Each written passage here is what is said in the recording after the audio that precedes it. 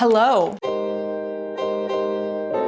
Today I'm going to be walking you through shipping houseplants. I did do a video like this a few years ago, but my shipping methods have changed quite a bit since I filmed that video. I thought this would be helpful because I do actually have a Facebook group, a plant trades and gifting Facebook group, which I will link down in the description box if you'd like to be a part of that. Just note this group is strictly for swapping and gifting plants. There are no sales allowed. I decided to make this group because where I have been a part of a lot of buy-sell trade groups and had great experiences, I do know that oftentimes we go onto those groups looking to swap and not spend money, but it's very, very tempting to be bombarded constantly with these beautiful plants for sale. So that is why it is strictly gifting and swapping. I do also know from starting this Facebook group that a lot of people are intimidated by shipping houseplants. I definitely was in that boat a while ago, so I'm gonna try my best to help. See if I can share some tips and tricks to help you feel more comfortable to ship plants, whether it be because you've swapped in my Facebook group, you're gifting plants to friends, you're selling plants, or whatever it be. I hope this is helpful. So please leave your best plant shipping tips down in the comments. It's very, very helpful to have multiple different perspectives, and let's just get into it. The way I would ship potted plants versus unpotted plants is different. So we're gonna start off with potted rooted plants. These are actually plants I've sold on my online store. So if you ordered Hoya Burtone 6, I believe the name is Deanna, or Polyneura 96, or Hoya Fitchii 79, I will be packaging your order in this video, and thank you so much for placing an order from my shop. Okay, so to start off packaging, there are some important factors to keep in mind. Number one step is to cover the soil substrate. If the substrate doesn't reach the top of the nursery pot, like here, it does not, I will go ahead and add a little bit of polyfill into the cup so that the substrate will be held down and it's not going to jostle around in the container as it's being shipped. You can also put a dry paper towel on top, newspaper, really any soft material, kind of bendable material you can put on the tops of the cup if it doesn't reach the top. Again, this is not actually completely necessary if the substrate goes to the actual top of the cup. So whether you had to fill in your cup or not, you're gonna go ahead and secure the top down. I actually prefer to use this thick masking tape. You can really use whatever you want, but I find that this thick masking tape seems to hold the best. I will just add 2 or 3 little pieces to the tops of the cup so that I know nothing is going to move around in shipping. Okay, so we have it secured down. I will show you on this Hoya Polyneura. If you already have the substrate level to the top of the cup, you can go ahead and just add the tape over the substrate. Oh, and I should say, you do actually want your plant to be, for the most part, you want the substrate to be dampened, and I actually keep a towel on my workspace so that I can water my plants beforehand. I try to do it the day before I'm actually going to be shipping, and I can sit the plants onto the towel to absorb any excess moisture so it's not going to drip all over in the box. If your plant is too wet, it can make the tape not stick and just be a mess when whoever got your plant, whoever's receiving your plant opens the box, and that can be kind of a downer, you know? If you're opening a plant package and it's just like sopping wet and there's substrate everywhere and it's just a mess, you know? So best to avoid that. So yeah, just add some tape to the top of the cup. Next important thing is you want to choose a method to keep the plant from like going like this all over inside the box, from like moving around inside the box. And how I like to do it is actually Ryan and I buy this thin kind of flexible cardboard stuff from Lowe's. It's in the paint section. I'll insert a picture of it online. Also link it down below. He cuts it to be the perfect size for our boxes. So the box I use most often is the 6x6 like cube box. I also have 6x4x4 box that I use for single plant orders. Whatever size box you decide you want to use, you can go ahead and cut the material to be the correct, like that. like it fits in the box perfectly. And when you wrap your plants up in it, it's going to stop the plant from moving. I've also seen people use like dowels and then they'll wrap it in newspaper or packaging paper. I just find this to be the most straightforward. And when I was looking for the method I wanted to use to package my plants, I wanted it to be like super easy in case at any point I decide I want to hire somebody to do shipping for me. This is very simple. So anyway, I'll go ahead and put my plant onto the paper right in the middle, and then using packaging tape, this clear thick shipping tape, I'm just gonna tape down both sides like that and like that, so that the plant is secured on there. And then to even more secure it, I'm going to pull all of the leaves up. This is hard to do standing. I usually lay it down on the table, but I'm going to pull all the foliage up and wrap the rest of the cardboard around the plant until it is very tight in there, like this. See, so the plant is secured in there, and it's very tightly wound, whatever, covering the plant. And then I'm going to tape this shut as well using shipping tape.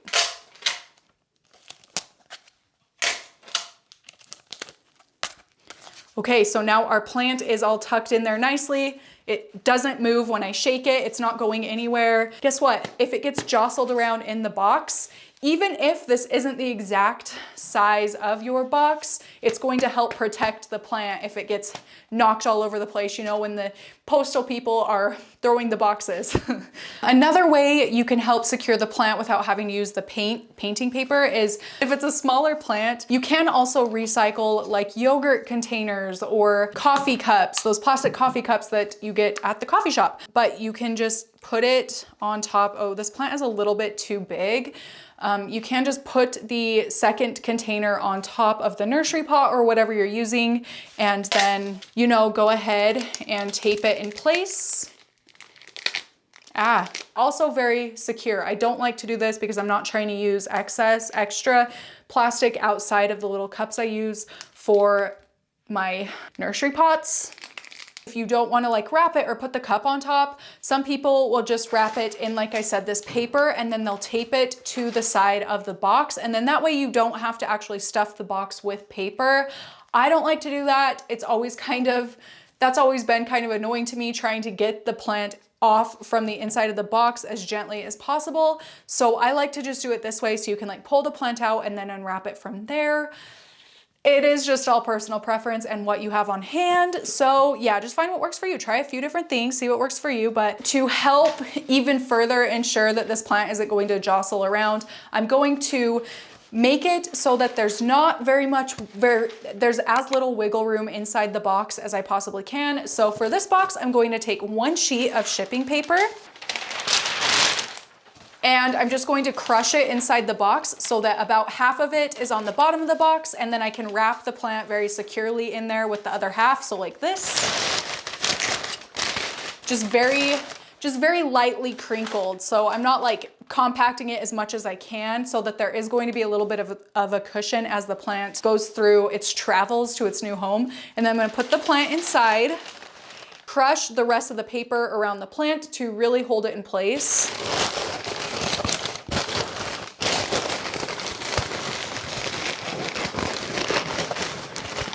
Okay, so there we go. See, like it's not moving. Well, it's kind of moving a little because the top isn't taped down, but like the plant is secured. It's not going anywhere once I close up this box. And then at this point, you would go ahead and add like your note or whatever you're sending to the person.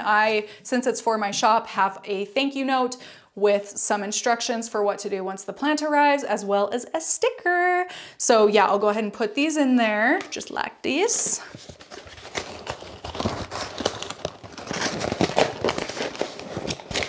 Close the box up, and now I'm gonna tape it shut. And like really, it doesn't move.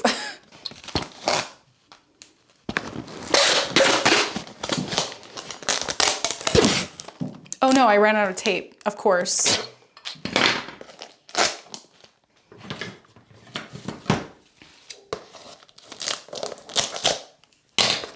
Don't worry, I also have this tape here, so I'm just gonna finish it off with this tape.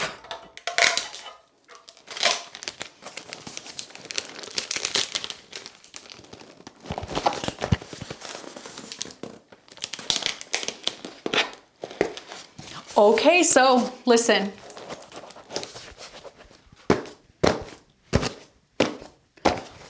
The plant's not going anywhere, and then I'm gonna write the order number on top. Where's my pen?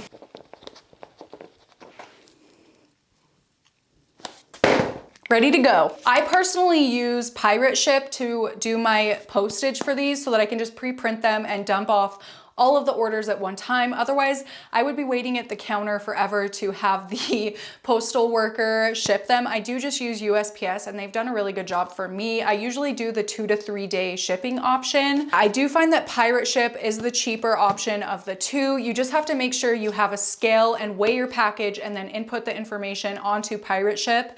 So I do think that it's a really great way to go. You just like have to make an account. I can't remember if there's a monthly fee or a yearly fee or whatever, but if you're somebody who's like selling plants, it's definitely worth it in my opinion. Some of these packages cost like $12 at USPS to ship, but on Pirate Ship, I'm getting the shipping cost to like $8. I charge $9 for shipping because of all the packaging and stuff. It is a much cheaper option and you can charge less if you're deciding to sell plants. And if you're not selling plants, then you can just go in with your couple 1, 2, 3 packages to an actual postal worker and have them weigh and input the measurements and all that and print you the shipping sticker at the actual post office. So whatever you're most comfortable with, but yes, Pirate Ship is the way I do it. Okay, let me show you a little bit closer up another packaging this next box. I do know people use the crushed paper like I do. You could use newspaper. Again, you could use paper towel, whatever. You can recycle really anything you can for packaging.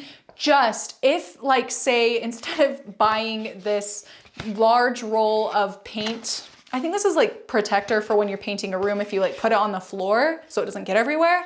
If you don't want to buy the large roll of this, you could use like a cereal box or pasta box. Just make sure that if you're going to reuse kitchen supplies, kitchen things, kitchen like garbage, that you're asking the person you're shipping to if they have any food allergies, because that would be so terrible to reuse something someone is allergic to and then they open up their package and have a reaction or something. So please just make sure they don't have any food allergies.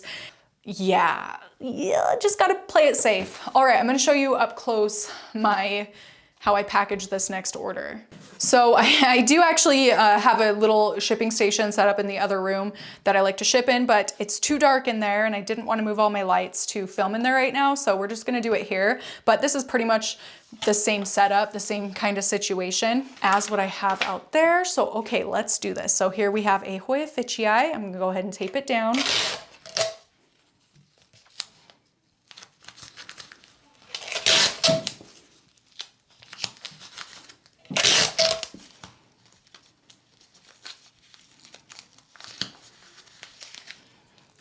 That.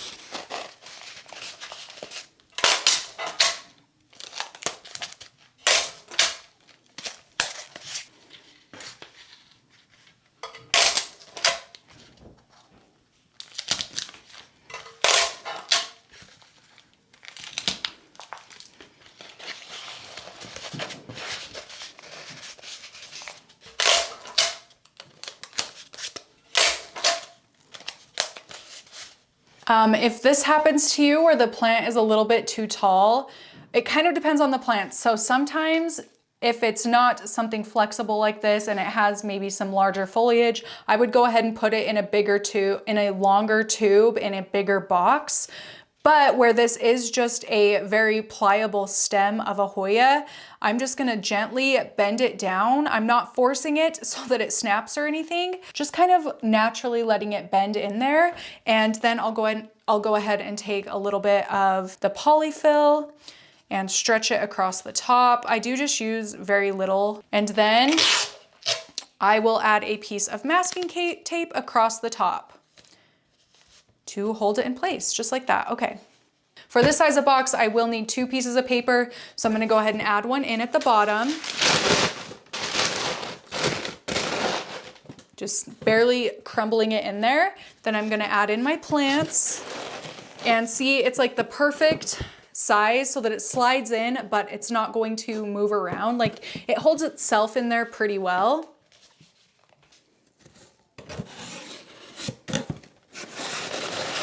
Add in my second thing. Now I'm gonna take my second piece of paper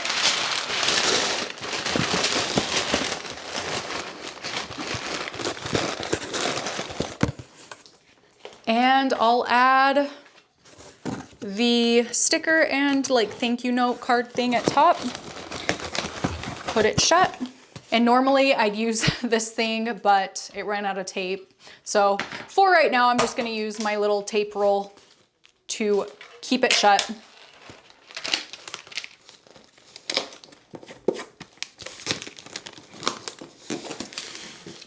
And I will write down the order number so that I can do the shipping and send it off. Okay, so say we're going to ship a not potted up plant that has like minimal roots, or for whatever reason you just don't want to package inside of like a nursery pot or cup or whatever. I would go ahead, take my cutting. This is actually something that I chopped off a plant. I'm not going to be sending this. I like to wrap it in dampened sphagnum moss, surprise, surprise, just very loosely add a little bit to the base of the plant so that it's going to have a little bit of moisture, doesn't dry out too much on its travels. Then I would just take whatever like plastic wrap I'm going to be reusing. So this is some, what is this called? Bubble wrap that I got in the mail from somewhere else. I'm just gonna go ahead and reuse this. So I'm gonna cut it into a shape, a size that's going to be good for my plant. You can also use like saran wrap or Ziploc bags. Like I said, I just prefer to use shipping material I've gotten from other places so it doesn't just end up in the trash going to waste. And then I will wrap the plant inside of the plastic wrap like that. And I'll go ahead and tape it shut. And then from here, I would go about wrapping it up inside of this the same way I would treat it like it's a the potted plant. So yeah, and this method will also work with square nursery pots. I do have some of mine in square nursery pots, like the larger plants I have in the square ones, but it works for pretty much everything. And yeah, that's that. In summary, number one, make sure that you're not overly wetting or keeping the substrate too dry as you go to ship it out.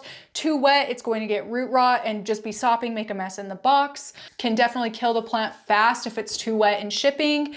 So I personally like to err on the side of a little bit too dry as opposed to overly saturated. But again, it kind of depends on the plant. Like Hoya plants, I know can be a little more dry than other plants when they're going through shipping. Next, you're going to want to secure the substrate in whatever way. So again, if it's a cutting, use the plastic, use some plastic or whatever to wrap it up, Ziploc bag, just whatever you have on hand. And you're going to want to really secure it down. So like I said, for this cutting, or the polyfill, paper towel, and then tape on the top of the cups or nursery, whatever you're using to ship your plant in. Then you're going to want to find a way to secure the plant inside the box so it's not going to jumble around too much. So for me, I like to use the shipping paper to create like a nest around the plant, as well as put them in the cardboard. But again, you could use whatever, cereal box, you could use skewers. You can just also wrap it in paper and tape it to the side of the box. So it really is just up to you and whatever you have on hand, what you find to be the easiest and makes the most sense. And then yeah, just make sure it's packed tightly enough in the box, but is not being crushed in the box. That's that. I really hope this was helpful. Again, please leave your shipping tips in the comments down below. I'm really looking forward to reading through them and seeing what you guys like or dislike in shipping. Yeah, it's going to be interesting. So thank you so much for watching. It makes such a big difference for me and my channel, and I really appreciate you. That is it for this video, and I will see you in my next one.